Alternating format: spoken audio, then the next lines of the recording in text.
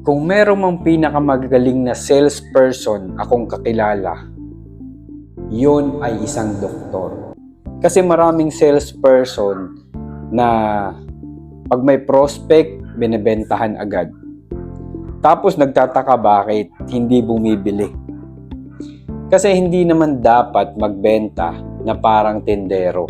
Magbenta ka na parang doktor. Isipin mo, kapag pumunta tayo sa doktor, hindi agad tayo binibigyan ng gamot.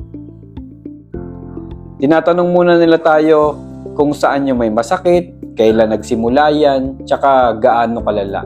Bakit kaya ganun? Kasi bago yung solusyon, dinadiagnose muna nila tayo. Ganun din sa sales.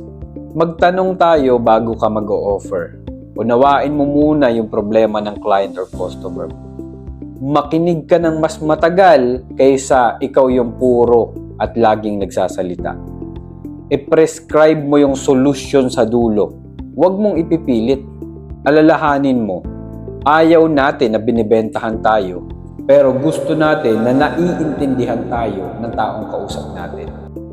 Kaya next time na may kausap kang prospect, huwag agad magbebenta na parang salesperson.